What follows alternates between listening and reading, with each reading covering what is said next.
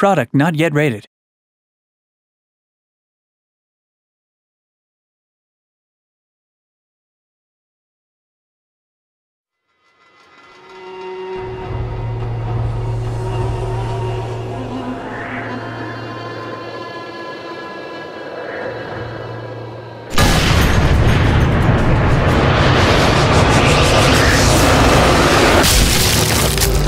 The kill cam is a key part of Sniper Elite. We introduced it in the first game as a way to track the bullet in slow motion from the player's gun all the way to their target.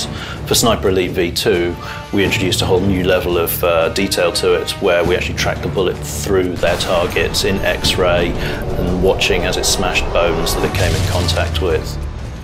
And for Sniper Elite 3, we want to take it a step further to really take advantage of the power of the new consoles and what we can do on PC. So the X-ray kill cam is triggered if the player gets a really good score, and that's based on whether the enemy is moving, the range of the shot, and also the area that the player is aiming for on that target. So within the Sniper Elite franchise, the kill cam really gives us a chance to experiment a bit more with the sound while the rest of the game stays relatively realistic. We took the sounds of cars and aeroplanes and other high-speed vehicles, laid them on top of each other, stretched them out, played with the pitch, really kind of conveyed that feeling of speed and the fact that you were travelling with that bullet.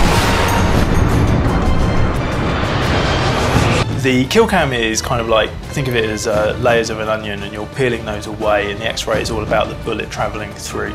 On V2 there were 3 layers. There was the outer skin of the character, there were the bones, and then there was the actual organs inside that. Well, we've added an extra 2 layers to that now. There's a full muscle tissue layer and also a circulatory system, and the layers that were there have been comprehensively reworked. So there's a difference with when the bullet hits the bone over the kill cams we had in V2. There we had sort of predefined areas where the bone could snap because we had to set it up all beforehand.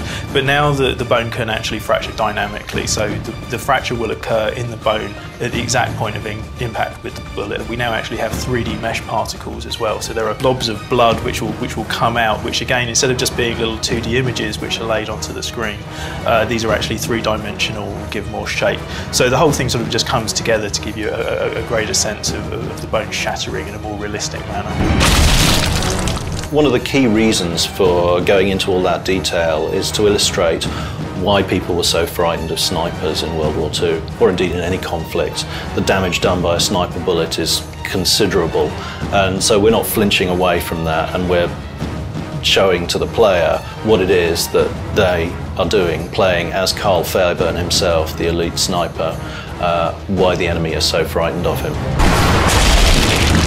So obviously the money shot of the kill cam is that final bullet impact, and we really wanted to get across the kind of breaking of bones and the splitting of organs and that tearing of muscle and sinew. So we took a little trip down our local grocers and bought all manners of fruit and veg and spent a few days snapping them and twisting them, breaking them, squishing them between our hands to get the squelchy and cracky noises that we needed for all of the bones and organs.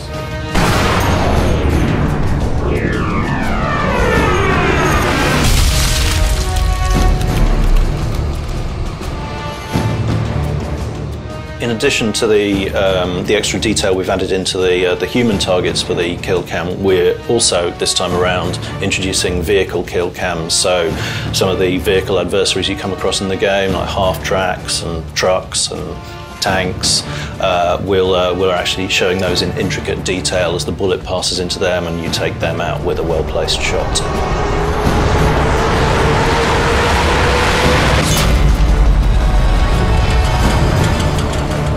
We're really pleased with the way everything's coming together, and we're looking forward to showing you more of what we've been talking about in the run-up to the release of the game.